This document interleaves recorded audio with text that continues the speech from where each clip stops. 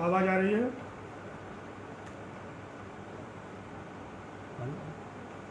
धन्यवाद श्याम नंदन जी, मेरी आवाज़ आ रही है? मोतिहारी महात्मा गांधी केंद्रीय विश्वविद्यालय के बहुत ही चर्चित और प्रतिष्ठित कुलपति प्रोफेसर संजीव शर्मा जी, हमें ये जान करके बहुत प्रसन्नता हो रही है इस विश्वविद्यालय का हिंदी विभाग आज एक वेब संगोष्ठी कर रहा है और बहुत ही ज्वलंत विषय पर कर रहा है। इस विभाग के अध्यक्ष प्रोफेसर राजेंद्र बड़गुजर जी, डॉक्टर अंजनी श्रीवास्तव जी, संयोजन कर रहे हैं डॉक्टर श्याम नंदन जी। अभी हम लोगों श्री तेजन शर्मा जी को सुन रहे थे, बहुत ही ठीक ढंग से व्यवस्थित रूप से कोरोना और उसकी स्थितियों की चर्चा की। हम चर्चा ये करना चाहते हैं कि साहित्य के साथ समाज और समाज के साथ साहित्य कैसे चलता है, दोनों की साधर्मिता कैसे निभती है, क्या असर होता है एक दूसरे के ऊपर, क्या एक दूसरे को छोड़कर चल सकते हैं, चला है क्या। आज से लगभग 100 वर्ष पहले भारत में एक ऐसी महामारी आई थी, तो भारत की चिंता क्या थी? भारत गुलाम था, ब्रिटेन का गुलाम था। हम क्या सोच रहे थे और तब भारत के राजनेता किन किन मुद्दों पर संघर्ष कर रहे थे, और भारत के राजनेता जिन मुद्दों पर संघर्ष कर रहे थे उस चेतना को साहित्य किस रूप में देख रहा था। वो किसान की चेतना थी, मजदूर की चेतना थी, स्वतंत्रता संग्राम सेनानियों की चेतना थी। और भारत का समाज कैसा था, उस समाज को खड़ा करने के लिए इस रूप में हमारे साहित्यकार प्रयत्नशील थे। उस समय के बड़े नेताओं में लोकमान्य तिलक, महात्मा गांधी और पंडित मदन मोहन मालवीय जो कर रहे थे, उसको किस तरह से भारतीय साहित्य देख रहा था। हम चाहते हैं कि टेक्स्ट के साथ बात की जाए। साहित्य, राजनीति, समाज और राजनीतिज्ञों की सामाजिक चेतना और तत्कालीन पत्रकारिता जो भारतीय समाज को जागृत कर रही थी, तब साहित्यकार और पत्रकार एक ही होता था। भारतेंदु हरिश्चंद्र अपनी पत्रकारिता के कारण स्थापित है। महावीर प्रसाद द्विवेदी एक बड़े साहित्यकार थे, हिंदी साहित्य के भीतर सरस्वती पत्रिका के कारण स्थापित है। मैं द्विवेदी युग से अपनी बात शुरू करूंगा, क्योंकि ये स्वतंत्रता का संघर्ष का काल है और यह काल तय करता है कि भारत की आज़ादी की रूपरेखा कैसे तय होगी। 1928 में गुजरात के बारदोली में एक सत्याग्रह हुआ और वह आंदोलन किसान आंदोलन था। उस किसान आंदोलन ने वल्लभ भाई पटेल को सरदार बनाया। अंग्रेज सरकार ने बारदोली के किसानों के ऊपर 22% का लगान लगाया था। सरदार पटेल ने उसका विरोध किया। वह विरोध बहुत सशक्त था। उस विरोध का परिणाम यह हुआ कि सरकार ने कर को घटाकर 6.03% कर दिया। अब एक राजनेता किसानों के लिए आंदोलन कर रहा है और ये सरदार शब्द बारदोली की महिलाओं ने, महिला किसानों ने वल्लभ भाई पटेल को दिया। और इस सरदार शब्द के साथ हम वल्लभ भाई पटेल को याद करते हैं। बारदोली के किसान आंदोलन में पटेल जी की विजय होती है। गांधी जी ने टिप्पणी की इस तरह का संघर्ष स्वराज के करीब पहुंचाने में सहायक है। यह आंदोलन भारत को स्वराज के करीब पहुंचा रहा है। यानी गांधी जी जैसे बड़े नेता इसकी नोटिस ले रहे थे, उनके अखबारों में इसकी चर्चा हो रही थी, गुजरात की कविताओं में इसकी चर्चा हो रही थी।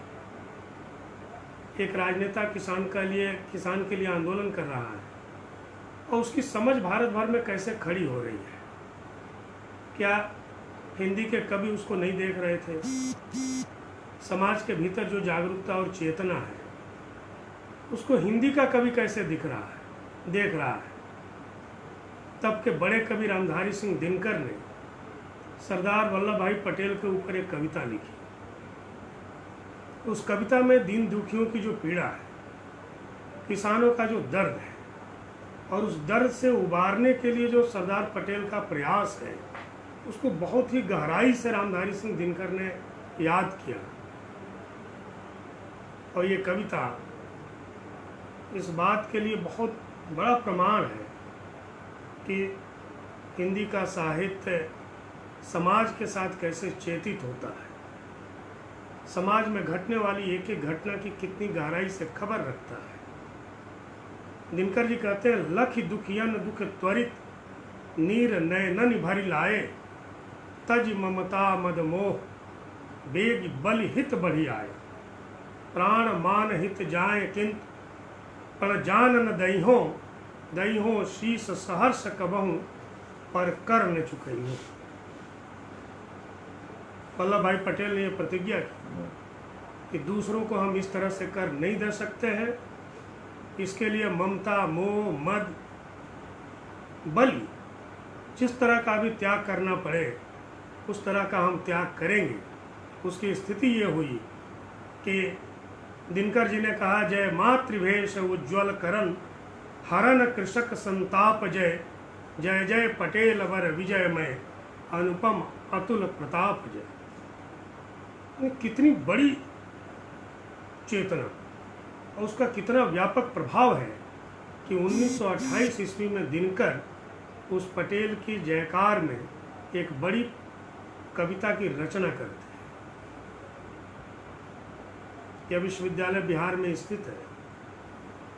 रामधारी सिंह दिनकर के घर से थोड़ी दूर पर है। इसलिए मैंने सोचा कि दिनकर जी किस तरह से राष्ट्रीय स्तर पर सोच रहे थे, वहाँ से बात शुरू की जाए। गुजरात में गांधी जी दांडी यात्रा करते हैं। वह दांडी यात्रा नमक बनाने की यात्रा है। अब उस नमक को बनाना वो मामूली नमक को तैयार करना नहीं है, नमक के बहाने भारत की चेतना को जागृत करना है। और जिस तरह से भारत की चेतना दांडी यात्रा के साथ जागृत होती है, भारतीय समाज जिस तरह से जागृत होता है, उस समाज की चिंता को कविता की चिंता में बदल देना, साहित्य की चिंता में बदल देना, ये कितनी बड़ी बात है। और उस चेतना की चिंता दिनकर तक पहुंचती है और दिनकर की कविताएं पढ़ी जा रही थी, खूब सुनी जा रही थी। इसलिए रामधारी सिंह दिनकर ने तब उस दांडी यात्रा पर कविता लिखी और दांडी यात्रा की कविता को अंत में वो यतीन्द्रनाथ दास के त्याग के साथ जोड़ते हैं। यतीन्द्रनाथ दास बोस्टल जेल में वीर गति को प्राप्त हो गए थे। 61 दिनों तक उन्होंने अनशन किया और वीर गति को प्राप्त हुए। भारत का स्वतंत्रता आंदोलन चल रहा है, हिंदी कविता उससे दूर नहीं है, हिंदी कविता अनजान भी नहीं, अछूती तो हो ही नहीं सकती थी। तमाम साहित्यकार क्रांतिकारी की भूमिका में थे। दांडी यात्रा पर दिनकर जी ने कई कविताएं लिखी, गांधी जी के साथ जोड़कर लिखी, उस यात्रा के क्रम में लिखी, भारत की जनता के साथ जोड़कर लिखी। उसके प्रभाव को हिंदी कविता में बहुत बारीकी से उकेरा। पाप पात्र भर चला, लगे घन घोर प्रलय घिन घिर घिरने, राजहंस दल बांध बांध अब चले बधिक से भिड़ने, खुला द्वार माँ के मंदिर का बजती रणरौली है, कफन बांध बढ़ने वालों की कहाँ आज टोली है, रणभेरी बज चुकी कौन बल के हित ललचाते हैं, बाट जोहती माँ देखें कितने यतीन आते। यात्रा दांडी की है, नमक बनाने की है। दिनकर पूछते हैं कि माँ प्रतीक्षा कर रही है कि कितने यतीम अब आगे आ रहे हैं। भारत की जनता को चेताने के लिए दांडी यात्रा के संदर्भ से ये लिखी गई कविता है और भारत की जनता जहाँ से चेतित हो रही है। महर्षि अरविंद ने विदेशों में पढ़ाई की, पांडिचेरी आश्रम और अरविंद जाने जाते हैं। कई बार अलग अलग संदर्भों में लोग विचार करते हैं तो सन्यासी अरविंद का दर्शन, स्वतंत्रता आंदोलन, समाज की चेतना और उस आंदोलन की चेतना एक साथ कैसे जुड़ती है। ये सवाल महात्मा गांधी के दैनंदिन क्रियाकलापों के संदर्भ में भी पूछा जाता है। अरविंद के संदर्भ में भी बात होती है। इस बात को दिनकर विचार करते हैं कि भारतीय समाज कहाँ से चेतित होता है, भारत का साहित्य किस प्रकार से बनता है। मध्यकाल की चर्चा श्यामनंदन जी कर रहे थे, एक प्रोफेसर पांडे उस पर बोलते हैं। आज उन कविताओं की चर्चा में नहीं करूँगा, लेकिन पिछली शताब्दी ने और पहले दूसरे दशक ने जिस तरह से भारत को चेताया, उन चेतानों में, उन चेताने वालों में गांधी का साबरमती, पांडिचेरी, तिरुवनंतपुरम, अन्य बहुत सारी जगहें, दक्षिणेश्वर, क्या उनके महत्व को हम नकार कर स्वतंत्रता आंदोलन पर बात कर सकते हैं। भारतीय समाज से लेकर विदेशों में बसे हुए भारतीय समाज को, विदेशी समाज को, वहाँ के स्थानीय समाज को इन आश्रमों ने चेताया। ये आश्रम भारत की सामाजिक चेतना के केंद्र बने। इनसे जुड़े हुए लोग साहित्यकार थे, कविताएं लिख रहे थे, कहानियां लिख रहे थे, भारत और भारत के बाहर विश्व भर में अपनी बात कर रहे थे, भारत को आज़ादी दिलाने के लिए बात कर रहे थे, भारत की सामाजिक चेतना को जागृत करने के लिए बात कर रहे थे।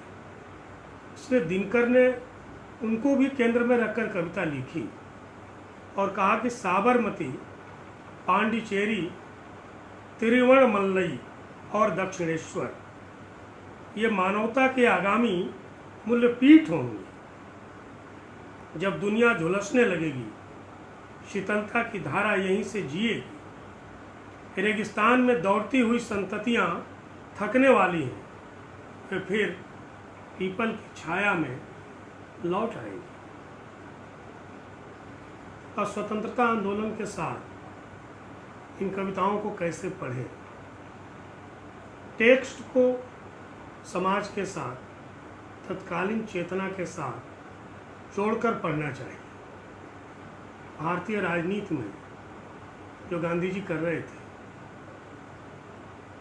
जो मालवीय जी कर रहे थे, तिलक कर रहे थे, गोखले कर रहे थे, वो साहित्य के भीतर प्रेमचंद कर रहे थे, मैथिली शरण गुप्त कर रहे थे, रामधारी सिंह दिनकर कर रहे थे।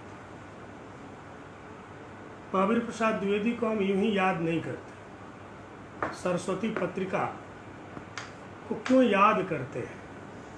क्यों इतनी बड़ी पत्रिका है जो हम सरस्वती से जानते थे, उसको जानने समय उतना समृद्ध होने के लिए हम कितना श्रम करते हैं। हम याद करते हैं 1915 का एक संपादकीय सरस्वती का, कि साहित्य और समाज कैसे चलता है, एक साहित्यकार किस तरह से समाज को देखता है। सरस्वती साहित्यिक पत्रिका है और उसमें बड़ा संपादकीय लेख महावीर प्रसाद द्विवेदी स्वेज नहर पर लिख रहे थे। स्वेज नहर पर क्यों लिख रहे थे? स्वेज नहर के विषय में इतनी गहरी जानकारी तब यानी 1915 में महावीर प्रसाद द्विवेदी ने दी। ये वो वर्ष है जब महात्मा गांधी भारत आ रहे हैं। यह वो वर्ष है जब पंडित मदन मोहन मालवीय काशी हिंदू विश्वविद्यालय बनाने की सोच रहे हैं। 1916 में काशी हिंदू विश्वविद्यालय की स्थापना पंडित मदन मोहन मालवीय जी करते हैं। स्वेज नहर बनने के साथ यूरोप और एशिया नज़दीक हुआ। यूरोपीय देशों की समृद्धि बढ़ती है और स्वेज नहर को बनाने के लिए कितना खर्च किया जा रहा है, इसका लेखा जोखा भारत में बैठा हुआ एक साहित्यकार तैयार कर रहा था। तैयार इसलिए कर रहा था कि उसके भविष्य के एक सपने हैं, हमारा देश आज़ाद होगा, हम अपने देश के विकास के लिए विश्व से भारत को जोड़ने के लिए एक ऐसी रचना निर्मित करेंगे। ये भी बताना चाह रहे थे कि आज हम कहाँ हैं, ब्रिटेन कहाँ है, यूरोप को किस तरह से समृद्धि के रास्ते पर ले जाया जा रहा है, केवल नमूने के लिए कि महावीर प्रसाद द्विवेदी कितना श्रम करते थे। साहित्यकार का श्रम, समाज को चेताने का श्रम। वे बताते हैं कि यूरोप और एशिया के संबंध उसके कारण घनिष्ठ हो गए और इसका लाभ एशिया को नहीं, यूरोप को मिल रहा है। 1869 ईस्वी में फ्रांसीसी इंजीनियर ने इसको बनाया और 1901 ईस्वी में 1.5 करोड़ की मंजूरी हुई। 31 दिसंबर 1906 ईस्वी को इस नहर को बनाने में 36,74,92,520 रुपये खर्च हुए। ये साहित्यकार की चिंता है, चेतना भी है। 1904 से कितनी बार इसे चौड़ी किया गया, इसकी भी सूचना महावीर प्रसाद द्विवेदी को है। लंबी चर्चा हो जाएगी, उसकी चर्चा मैं नहीं करूँगा। वे कह रहे हैं 1896 से अब तक केवल चौड़ा करने में उस नहर को 2 करोड़ 16 लाख रुपये खर्च हुए हैं। ब्रिटिश गवर्नमेंट के लिए ये नहर बहुत काम की बन गई है। उस नहर को बनने के साथ भारत को कितना लाभ हुआ, ये एक विचार का विषय है। और ब्रिटेन ने कितना शिकंजा कसा भारत के ऊपर, यह भी सोचने का विषय है। मेरा उद्देश्य केवल ये बताना है कि एक पत्रकार की सामाजिक चिंता क्या होती है, जो हिंदी साहित्य के भीतर गुलाम देश में लिख रहा था, तो एक बड़ा पत्रकार, एक बड़ी पत्रिका किस तरह से खड़ी होती है। हिंदी का साहित्यकार केवल कुछ रसीली कविताएं नहीं लिख रहा था, वो समाज का और मनुष्य की एक आवश्यकता है, इसलिए श्रृंगार को रसराज कहा गया। लेकिन उसके परे जाकर भारतीय समाज अपने आप को जागरूक करे, वैश्विक चिंताओं से अवगत हो, उसकी चिंता महावीर प्रसाद द्विवेदी कर रहे थे। मैंने चर्चा की 1916 ईस्वी में काशी हिंदू विश्वविद्यालय की स्थापना हुई। महावीर प्रसाद द्विवेदी 1916 ईस्वी में बुल्गारिया के बारे में एक बड़ा लेख लिखते हैं, विश्वविद्यालय कैसा हो, बुल्गारिया अपने आप को किस तरह से विकसित कर रहा है।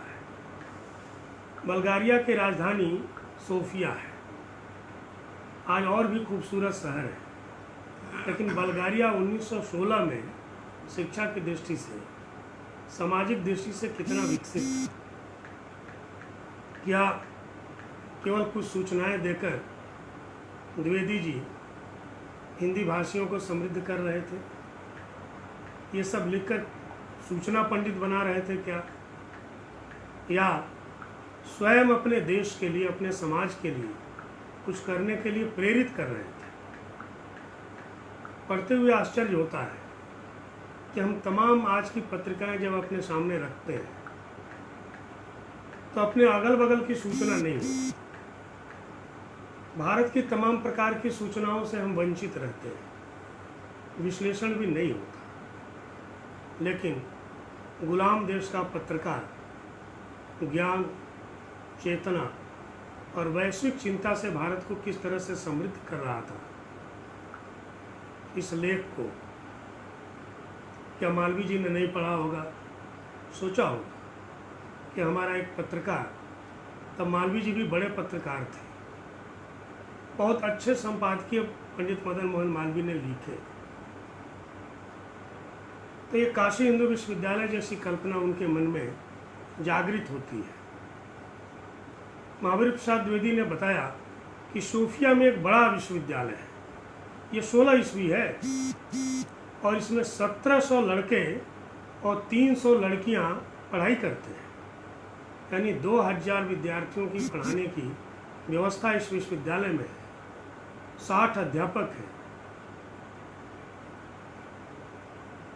13,500 अध्यापक पूरे बुल्गारिया में है, 5,450 उस देश में विद्यालय है, 5,30,000 विद्यार्थी हैं और उन विद्यार्थियों में लड़कियां 2,15,000 हैं। यानी हम इतने बड़े देश के नागरिक हैं। 1916 में बल्गारिया में पढ़ने वाले लड़कियों की संख्या लगभग 40% थी। भारत में तब लड़कियां पढ़ने के लिए की उम्र 17 वर्ष निर्धारित है। भारत ने बहुत बाद में 18 और 21 वर्ष निर्धारित किया। एक साहित्यकार की चिंता, साहित्य की चिंता भारतीय समाज से किस तरह जुड़ती है। आज मैंने विचार किया कि तब के टेक्स्ट के साथ, तब के लेखन के साथ अपनी बात की जाए कि हमारा कवि, हमारा पत्रकार, हमारा निबंधकार तब कितना सचेत था। यूँ ही वो पुनर्जागरण या नवजागरण का काल नहीं है। द्विवेदी जी स्वयं भी चेतित हो रहे थे, स्वयं कर रहे थे, रेलवे की नौकरी छोड़कर पत्रकारिता कर रहे थे, लेकिन उनकी दृष्टि इस पर थी कि बहुत तेजी से एक देश दुनिया में विकसित हो रहा है, अमेरिका, और अमेरिका के पत्रकार किस तरह से काम कर रहे हैं, अमेरिका में अखबारों की क्या स्थिति है। द्विवेदी जी के थोड़े दिन पहले ही भारतेंदु हरिश्चंद्र ने बलिया के बेले में एक निबंध पढ़ा था और उन्होंने अखबार पढ़ने की इच्छा व्यक्त की थी कि हमारे देश के गाड़ीवान कब अखबार पढ़ेंगे, ये चिंता थी। लेकिन तब के अमेरिका के समृद्ध लोग अपनी सारी संपत्ति देश के विकास पर लगा रहे थे। हम यूँ ही पूंजीपतियों को कोसते हैं, लेकिन द्विवेदी जी ने जो लिखा उसका असर भारत के पूंजीपतियों के ऊपर भी पड़ा। जमनालाल बजाज, घनश्याम दास बिरला, डालमिया ने क्या भारत के स्वतंत्रता आंदोलन में सहयोग नहीं किया? काशी हिंदू विश्वविद्यालय के भीतर के कई भवन, कई ऊंचे मंदिर, गांधी जी का आंदोलन, विनोबा जी को सहायता और भी बहुत सारे उदाहरण, तमाम आश्रमों में योगदान, ये भारत के पूंजीपतियों ने गुलाम देश में किया। वहाँ के एक पूंजीपति की चर्चा 1909 की सरस्वती में महावीर प्रसाद द्विवेदी ने की। इसकी चर्चा मैं इसलिए कर रहा हूँ कि उसका असर भारत के पूंजीपतियों पर भी पड़ा। ये विलियम हार्स्ट की चर्चा करते हैं फरवरी 1909 की सरस्वती में कि हार्स्ट साहब के पास इस समय 9 समाचार पत्र हैं, उसके वे संचालक हैं। 12 पत्र निकलते हैं जो अमेरिका के Boston, New York, Chicago, San Francisco और लॉस एंजल्स से निकलते हैं। वे अपने पास से प्रतिदिन 1,20,000 रुपये खर्च करते हैं। उनके अधीन काम करने वालों की संख्या 19,000 है। 4,000 स्थायी कर्मचारी हैं, 15,000 संवाददाता हैं और अपने अखबार के माध्यम से वे 20 लाख लोगों से प्रतिदिन बात करते हैं। द्विवेदी जी सोच रहे होंगे कि काश एक कोई ऐसी व्यवस्था होती हिंदी के पत्रकारों और साहित्यकारों के पास कि हम 20 लाख अपने नागरिकों से बात करते। और ये बतलाया कि विलियम हार्स्ट इतने समृद्ध होने पर भी कैसे हैं, ये बताने की क्या जरूरत थी।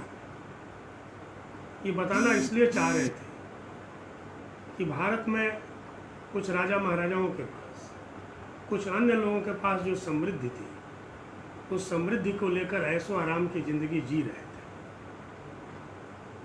अमेरिका तेजी से विकसित हो रहा है।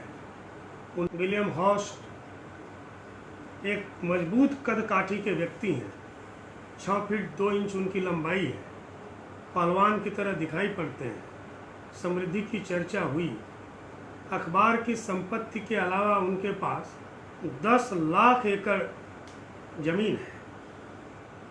वे 7 करोड़ अमेरिकियों के सुख की चिंता कर रहे हैं। तब भारत की आबादी 30 करोड़ से कम थी।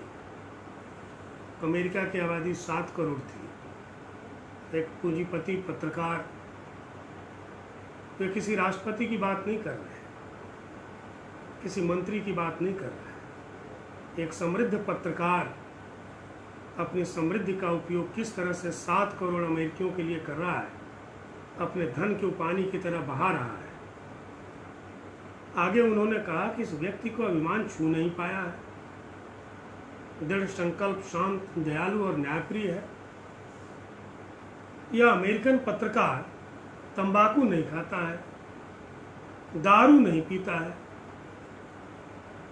विदेशी नागरिक की चर्चा हो, अमेरिका और इंग्लैंड की, और दारू की चर्चा न हो, ये बात कितनी भाई पंडित आचार्य महावीर प्रसाद द्विवेदी को। इतना समृद्ध व्यक्ति तंबाकू और मदिरा नहीं पीता है। हम भारतीय मदिरा के लिए कितने व्याकुल हैं। कोरोना में, कोरोना के बाद का साहित्य दिल्ली और ऐसे तमाम शहरों के मदिरा प्रेमियों के साथ जोड़ करके लिखा जा रहा है। कविताएं लिखी जा रही हैं, उनकी आकुलता व्याकुलता के पक्ष में लिखा जा रहा है, गहरी संवेदना के साथ देखा जा रहा है। इतने दिनों तक दारू नहीं पिए और दारू पीने पर पाबंदी लगाई जा रही है। दारू के लिए जल्दी बाजार खोल देना चाहिए, मांग हो रही है। महावीर प्रसाद द्विवेदी कह रहे हैं कि विलियम हार्स्ट को घुड़दौड़ का कोई शौक नहीं है, नाच गान, सैर शिकार में उनकी कोई रुचि नहीं है। धनवानों से दूरी रखते हैं, साधारण मनुष्य उनके मित्र हैं और एक मामूली से मकान में रहते हैं। मनुष्य की समृद्धि समाज के लिए उसके बीच से साहित्य जगता है। महावीर प्रसाद द्विवेदी का ध्यान तो समृद्ध व्यक्ति के ऊपर था जो अमेरिका में रह रहा है, और उसके साथ सरस्वती को जोड़ करके भारतीय समाज को जगा रहे थे, उनकी चर्चा कर रहे थे। आज भारतीय समाज में ऐसे बहुत से लोग हैं जो हमारी चर्चा के केंद्र में नहीं आते। महात्मा गांधी जी के नाम पर यह विश्वविद्यालय है। मोतिहारी गांधी जी भारत आने के 2 वर्ष बाद ही आए थे। शुक्ल जी लेकर उनको आए। चंपारण के साथ गांधी जी का अन्योन्याश्रय संबंध है। हिंदी प्रेमी कुलपति है। कई बार हमको लगता है, कई लोगों को लगता है कि हिंदी से जुड़ी हुई उन पुरानी बातों को कहने सुनने का क्या असर है। असर होता है। असर की चर्चा मैं बाद में करूँगा। मैं गांधी जी से जुड़े हुए 2-4 संस्मरणों को अपने शब्दों में सुनाना चाहूँगा। समय के भीतर गांधी जी के भीतर हिंदी की इतनी बड़ी चेतना कैसे आती है। गांधी जी 1895 ईस्वी में दक्षिण अफ्रीका में बैरिस्टर के रूप में हैं। भारतवासी उनसे मिलने के लिए आते हैं। 26-27 वर्षीय गांधी जी उनसे अंग्रेजी में बातें करते थे। एक व्यक्ति आया, वो अपने काम से गांधी जी के पास आया।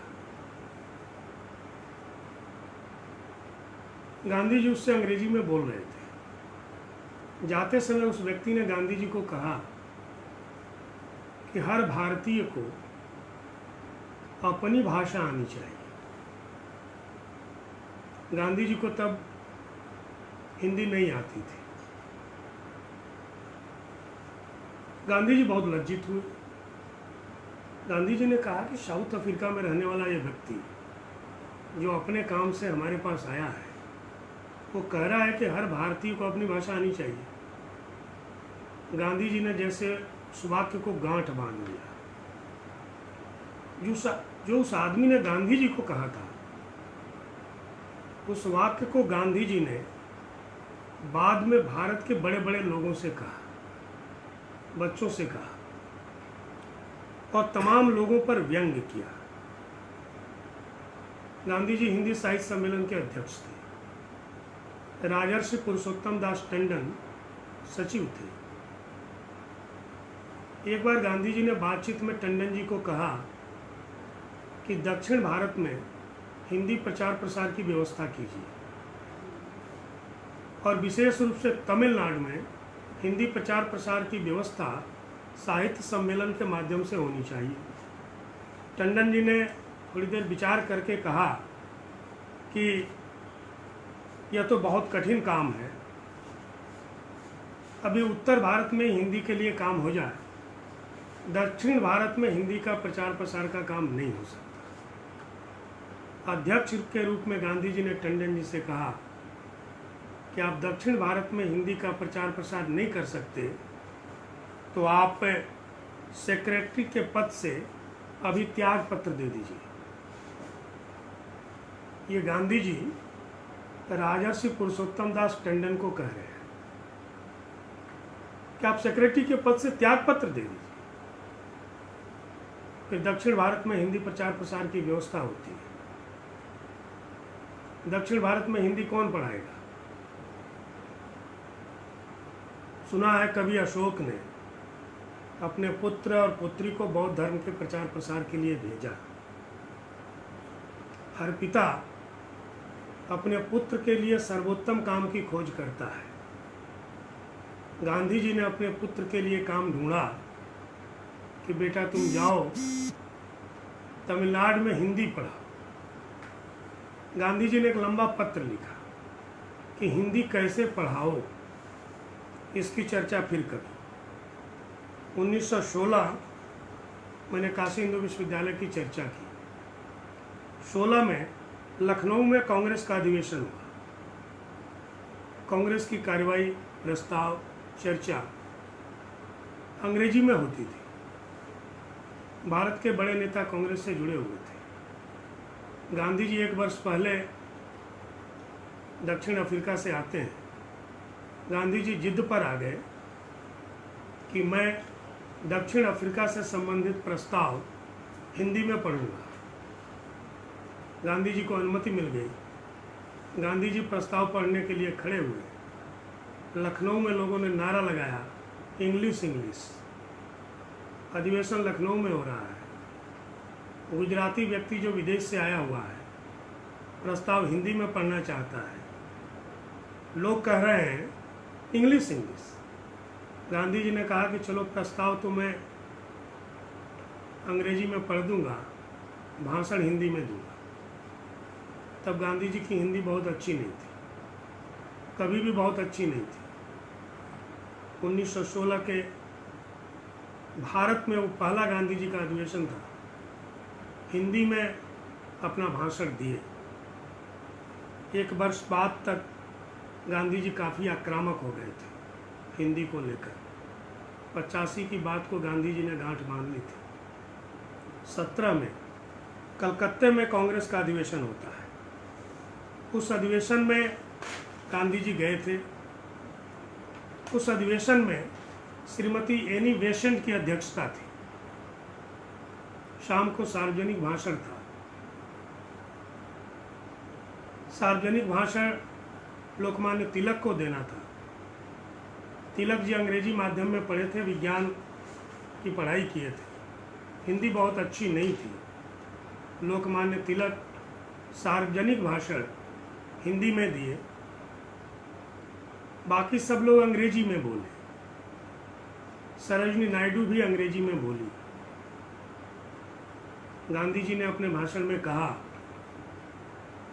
कि भारत की जनता इन्हें बुलबुल कहती है। ये भारत की बुलबुल है। गांधी जी का हूबहू मैं वाक्य उद्धृत करना चाहूँगा। ये भारत की बुलबुल तो अच्छी उर्दू जानती हैं, यह तो हिंदी में बोल सकती थी। कितना बड़ा व्यंग। 1917 मराठी लोकमान्य तिलक जैसी भी हिंदी है, आग्रह करने पर हिंदी में बोल रहे हैं। एक और प्रसंग महात्मा गांधी विश्वविद्यालय है, तो हिंदी से जुड़ा हुआ मैं सुनाना चाहूँगा, इसलिए कि समाज और साहित्य का इस पर क्या असर पड़ा इन वक्तव्यों का। तब गांधी जी पर लिखी हुई कविताओं को पढ़िए, गांधी जी की चेतना को पढ़िए, और उस समय के हिंदी के योद्धाओं को तब देखिए कि जो गांधी जी कर रहे थे उसका राजनीति पर क्या असर पड़ रहा था, समाज पर क्या असर पड़ रहा था। उड़ीसा गांधी जी गए। उड़ीसा यात्रा के समय एक व्यक्ति गांधी जी के सामने आया और कहा कि आजकल आप हमेशा अंग्रेजी के विरोध में हैं, आपको ये ऊंचाई अंग्रेजी के कारण मिली है। गांधी जी ने कहा मैं अंग्रेजी के विरोध में नहीं हूं और मेरी ऊंचाई मत देखिए। लोकमान्य तिलक बड़े नेता हैं और लोकमान्य तिलक ने अंग्रेजी में पढ़ाई की है, स्वतंत्रता संग्राम सेनानी है, लेकिन लोकमान्य तिलक की प्रतिष्ठा का बड़ा आधार गीता भाष्य है, और वह गीता भाष्य और भी अच्छा होता यदि तिलक अपनी मातृभाषा में पढ़ाई किए होते। हिंदी का संबंध किस तरह से गांधी जी जोड़ रहे थे। आगे गांधी जी ने कहा,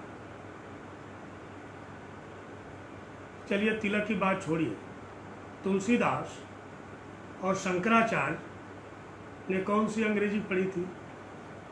हम में से कोई भी व्यक्ति तुलसीदास और शंकराचार्य के बराबर नहीं है।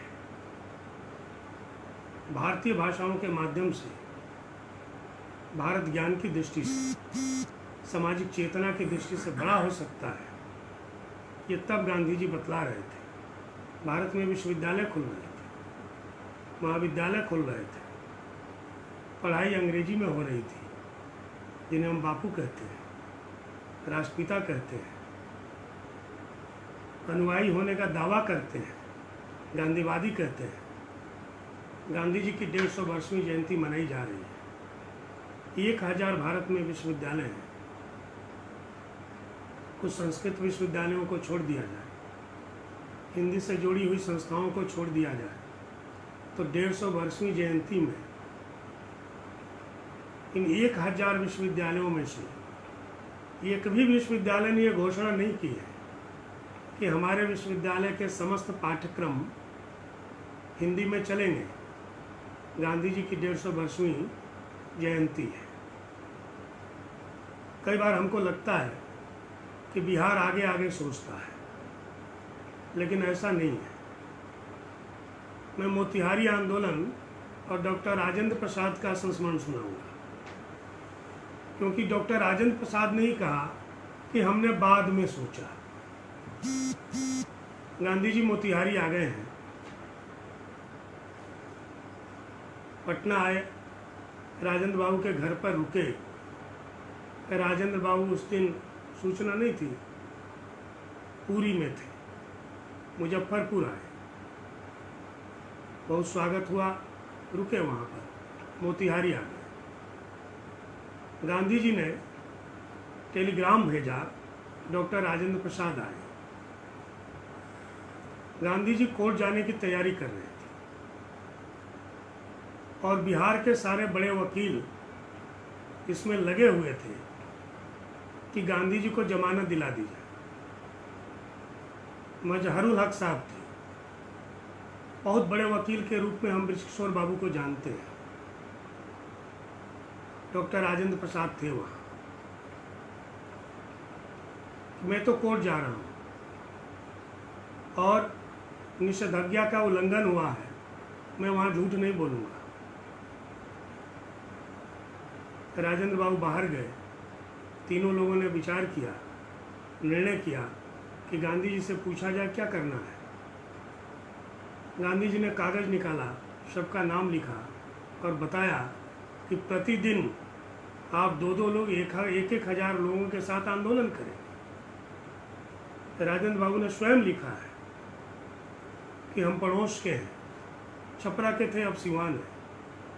गांधी जी गुजरात से आकर के यहाँ आंदोलन कर रहे हैं। हम लोग बाद में सोचे, पीछे हट जाएंगे तो इससे अधिक शर्म की कोई बात नहीं होती। गांधी जी हिंदी की बात कर रहे हैं, नीलों के विरुद्ध आंदोलन कर रहे हैं। बिहार हिंदी भाषी प्रदेश है, न तो प्रांतीय कोई विश्वविद्यालय, 2 केंद्रीय विश्वविद्यालय हो गए। किसी भी विश्वविद्यालय ने हिंदी में विज्ञान पढ़ाने के लिए अभी तक नहीं सोचा है। गांधी जी दिल्ली में थे, उन दिनों साहब भंगी कॉलोनी में गांधी जी रह रहे थे। वायसराय को चिट्ठी लिख रहे थे। चिट्ठी लिखते हुए ध्यान गांधी जी का टूट गया, और टूटा तो उन्होंने देखा कि एक लड़का और एक लड़की अंग्रेजी में बात कर रहे हैं। गांधी जी ने उनको बुलाया, बुलाकर पूछा कि तुम किस प्रांत के हो, किस देश के हो। ये दोनों बच्चे चकित थे। गांधी जी उनको बचपन से जानते थे। गांधी जी ऐसा क्यों पूछ रहे हैं? फिर गांधी जी पूछ रहे थे तो दोनों ने बताया कि हम पंजाब प्रांत के हैं, भारत देश के हैं, आपने क्यों बुलाया? गांधी जी ने कहा कि हम संपूर्ण स्वतंत्रता के लिए वायसराय को चिट्ठी लिख रहे थे। तुम दोनों की बातचीत ने हमारा ध्यान भंग किया। ये ठीक है, मैं तुम दोनों को बचपन से जानता हूँ। बुलाया इसलिए कि तुम दोनों हमारे सामने अपनी भाषा की कत्ल कर रहे थे। ये कत्ल शब्द गांधी जी का है। तुम हिंसा कर रहे थे। क्या दोनों भाई बहन आपस में पंजाबी में बात नहीं कर सकते?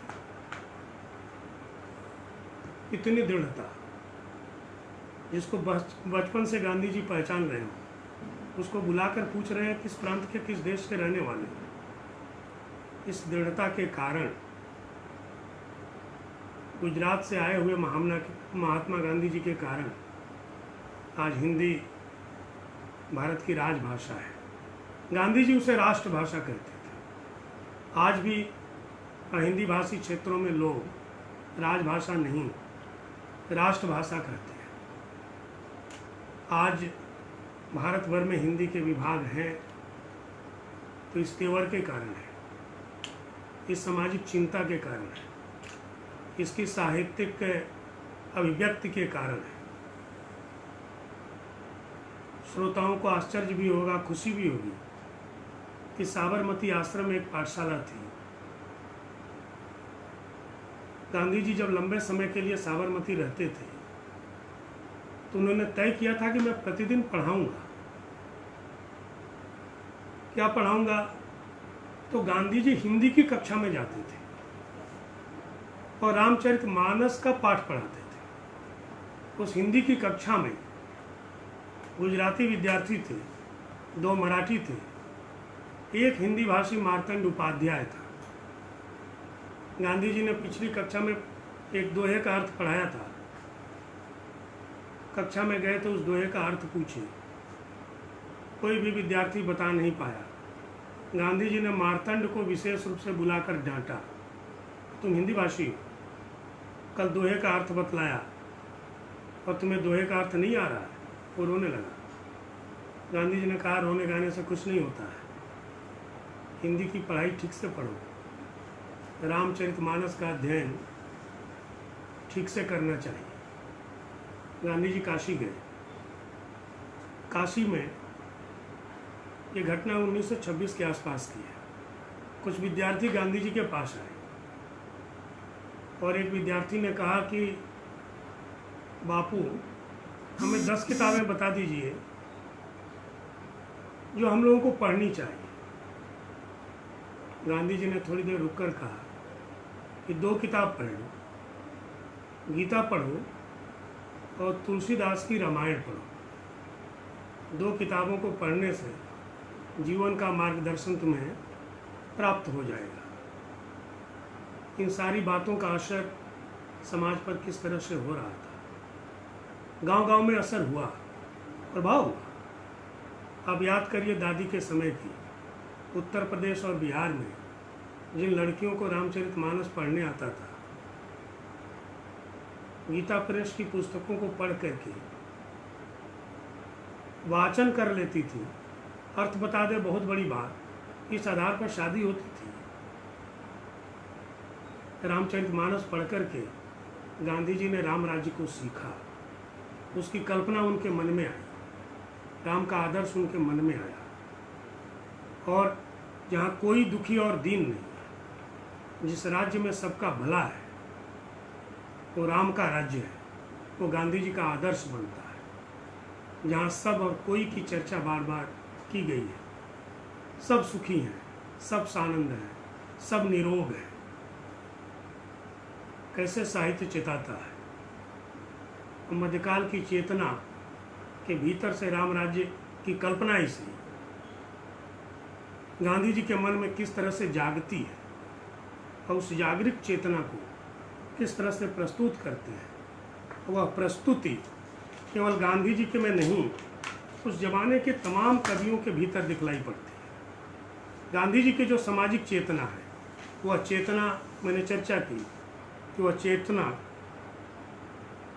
मैथिली शरण गुप्त के भीतर आती है, वह चेतना प्रेमचंद की कविता में दिखलाई पड़ती है, वह चेतना दिनकर में दिखलाई पड़ती है और तमाम जो उपन्यासकार हैं उनके भीतर दिखलाई पड़ती है। उसे हम छायावादी कवियों के भीतर देख और पढ़ सकते हैं। एक पुस्तक पंचवटी लिखी मैथिली शरण गुप्त ने। मैथिली शरण गुप्त को तो कई बार लोग कहते हैं कि हिंदी साहित्य के भीतर गांधी जी के संस्करण ही है। पंचवटी पर केंद्रित है, लेकिन पंचवटी में कैसी कल्पना करते हैं, समाज में जो काम किया जा रहा है उस पर साहित्य का कितना असर है, और गांधी जी जो समाज में कर रहे थे उससे मैथिली शरण गुप्त जैसा बड़ा साहित्यकार कैसे प्रभावित होता है। स्त्री पुरुष सब चरखा चला रहे हैं, सीता पौधे लगा रही है, राम गृह गो और निषादों के साथ है, शबरों के साथ है, सबके साथ सरल बातचीत है, सबको गले लगा रहे हैं।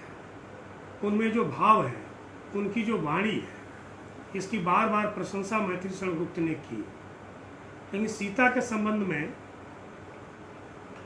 गुप्त जी लिखते हैं, अपने पौधों में जब भाभी, लक्ष्मण का वचन है, अपने पौधों में जब भाभी भर भर पानी देती है, खुरपी लेकर आप निराती, जब वे अपनी खेती हैं, पाती हैं तब कितना गौरव, कितना सुख, कितना संतोष। स्वावलंबन की एक झलक पर न्यौछावर कुबेर का कोश। जनक की पुत्री सीता के हाथ में मैथिली शरण गुप्त ने खुरपी पकड़ा दिया, घड़ा पकड़ा दिया। वो पौधों को निरा रही है, खेती कर रही है, पानी दे रही है। सीता के स्वावलंबन के बहाने से भारतीय स्त्रियों के स्वावलंबन की चर्चा मैथिली शरण गुप्त कर रहे थे। भारतीय महिलाओं को बता रहे थे, उनके मर्दों को बता रहे थे कि राम की पत्नी सीता पंचवटी में खुरपी लेकर के पौधों को निरा रही हैं। तुम्हारी पत्नियां क्या कर रही हैं, तुम्हारी बेटियां क्या कर रही हैं। गांधी जी का चरखा किस तरह से कृषि संस्कृति में सीता को लेकर के पालित, पोषित और प्रेरित करता है, यह काम कम उदाहरणीय नहीं है। सुब्रमण्यम भारती काशी पढ़ने के लिए आए थे। सुब्रमण्यम भारती काशी से पढ़ करके जाते हैं। स्वतंत्रता की चेतना सुब्रमण्यम भारती के भीतर आती है। एक हमारा कवि, राष्ट्रीय कवि के रूप में सुब्रमण्यम भारती को हम लोगों ने जाना, पहचाना। तमिलनाडु का कवि क्या सोचता है, हमारा विज्ञान कितना उन्नत होना चाहिए, हमारी कृषि कितनी उन्नत होनी चाहिए। ये स्वतंत्रता आंदोलन का प्रभाव है, जो केवल हिंदी कविता ही नहीं, भारतीय कविता के भीतर आता है। मैं सुब्रमण्यम भारती की एक कविता के साथ अपनी बात पूरी करता हूँ। सुब्रमण्यम भारती कहते हैं, यह ऐसे यंत्र बनेंगे कांचीपुरम में बैठकर, दोहराता हूँ, ऐसे यंत्र बनेंगे कांचीपुरम में बैठकर, काशी के विद्वज्जन का संवाद सुनेंगे। आज हम सुन रहे हैं। यहाँ रेशमी वस्त्र बनाकर उन वस्त्रों की एक बहुत ऊंची सी राशि लगा देंगे हम। इतना सूती वस्त्र यहाँ निर्माण करेंगे, वस्त्रों का ही एक पहाड़ बना देंगे हम। अस्त्र शस्त्र का, कागज का उत्पादन होगा, औद्योगिक शिक्षा शालाएं निर्मित होंगी। छतरी बाड़े से खीले से वायुयान तक अपने घरों में ही तैयार कराएंगे हम। दुनिया को कंपित कर दें ऐसे जलयान बनाएंगे। मंत्र तंत्र सीखेंगे, नभ को भी नापेंगे, अतल सिंधु के तल पर से होकर आएंगे। मेड इन इंडिया के साथ क्या इस कविता का प्रभाव हमारी चेतना के ऊपर नहीं पड़ा है? पड़ा है। आज भारत सरकार की सारी बैठकें हिंदी में हो रही हैं, जो गांधी जी ने चाहा था, मालवीय जी ने चाहा था, दिनकर ने चाहा था। मैं स्वयं प्रमाण हूँ कि विदेश मंत्रालय की 5-5 बैठकें माननीय सुषमा जी की अध्यक्षता में मैं गया, हिंदी में हुई। मानव संसाधन विकास मंत्रालय के 3 पूर्व मंत्रियों की अध्यक्षता में हिंदी में बैठकें होती हैं। गृह मंत्रालय की बैठकें अब हिंदी में होती हैं। जो बार बार कहा गया, सुना गया, जो समाज करता है, साहित्य लिखता है, उससे राजनीति चेतित होती है। वो बात कितने दम के साथ कही जा रही है, किन मुखों से निकल रही है, उसका असर होता है। कोरोना के बाद का भारत मूलतः भारतीय चेतना के रूप में चेतित और निर्मित होगा। इस प्रतिष्ठित विश्वविद्यालय ने फिर एक बार बोलने का अवसर दिया। आप सब लोग बड़ी संख्या में सुन रहे हैं। विश्वविद्यालय के प्रति, आयोजकों के प्रति बहुत बहुत आभार, धन्यवाद।